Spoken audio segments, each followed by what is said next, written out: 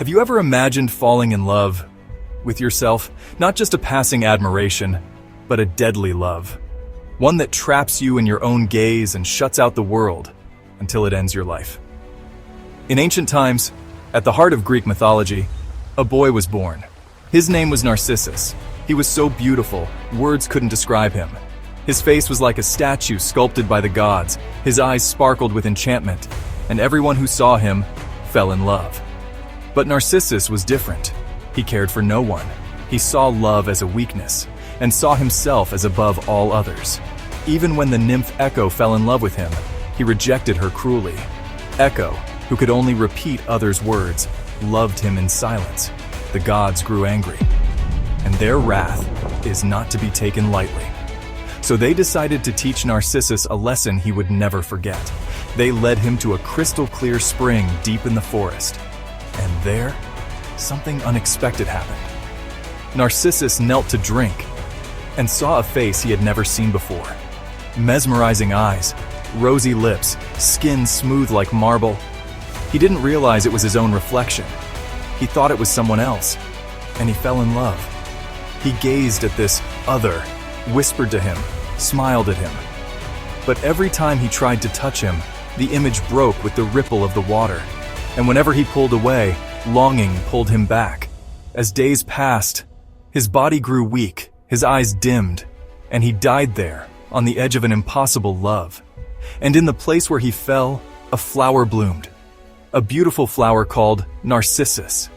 But the real question is, was Narcissus a victim of his own beauty, or a prisoner of his obsession with himself? Thousands of years later, a man named Sigmund Freud would come along. What if the story of Narcissus wasn't just a myth? What if it was a mirror, not of water, but of the human soul? In 1914, Austrian psychoanalyst Sigmund Freud, the father of modern psychology, published an essay titled On Narcissism. He wasn't talking about vanity. He was diving into the roots of how we love and how we begin to love ourselves. Freud believed that we are all in the beginning like Narcissus. As infants, we are entirely focused on ourselves. We don't yet know others as separate from us. This Freud called primary narcissism. It's not arrogance, it's natural, a necessary stage of development. The baby draws pleasure, what Freud called libido, from its own body and self. The world revolves around me, but as we grow, something changes. We begin to direct our love outward, toward family, friends, lovers. We share our affection, our energy. Yet, sometimes the world wounds us, and in pain or rejection, the energy returns inward. This, Freud called secondary narcissism. In this state, the self becomes the center again, but this time not from innocence, from defense. We turn away from others. We seek safety in our own image. Freud saw narcissism as part of a spectrum. A healthy dose helps us survive, care for ourselves, build confidence. But too much, it can lead to isolation, grandiosity, and even mental illness. Years later, psychologists expanded Freud's ideas and defined what we now know as Narcissistic Personality Disorder. But let's be honest, in the age of Instagram, TikTok, and constant self-promotion, are we all becoming a little more like Narcissus? He stared into a pool and saw his own reflection. Today, we stare into screens and wonder, is this who I am? Is this who I want to be? So the question isn't just, was Narcissus too in love with himself? It's, are we?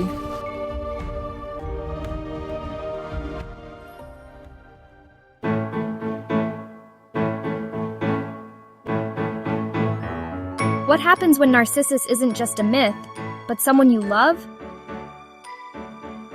Every day, countless people struggle in painful relationships, with a partner, parent, or loved one who seems distant, cold, and controlling. Partners of narcissists feel trapped, torn between love and pain, between staying and leaving, but somehow unable to do either. Their pleas go unheard, their feelings dismissed, and as the narcissist's demands increase, their own self-worth quietly erodes. In a narcissistic relationship, your needs don't exist, only theirs. Your pain is invisible, your boundaries non-existent. Over time, you begin to feel small, unseen, powerless. And if the narcissist is a parent, the effects go even deeper. Children of narcissistic parents are raised in an emotional drought. They learn that love is conditional, based on performance, obedience, or silence. The parent's feelings always come first. And the child? They grow up believing their own feelings don't matter. They become adults who can't say no, who please others to survive, who confuse abuse with affection. And they carry this into adulthood, attracting the same kind of relationships they were raised in. Narcissistic abuse comes in many forms: emotional neglect, gaslighting, blame, silent treatment, even rage. Sometimes it's subtle, sometimes it's brutal, but always it wounds, invisibly, deeply. So what is narcissistic personality disorder, NPD? It's more than selfishness. It's a recognized mental health condition, rare but real. Someone with NPD exhibits patterns like a grandiose sense of self-importance, fantasies of unlimited power, beauty, or love.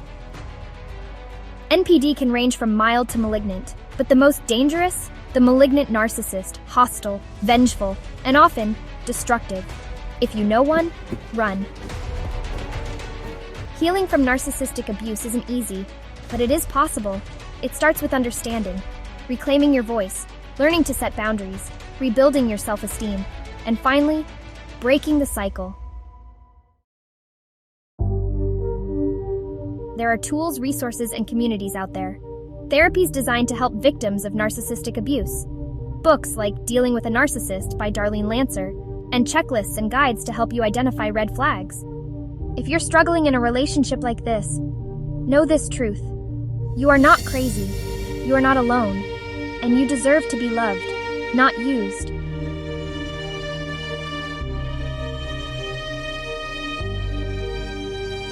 Subscribe for more stories where psychology meets real life. Share your story in the comments. For support, seek help. Your healing journey matters.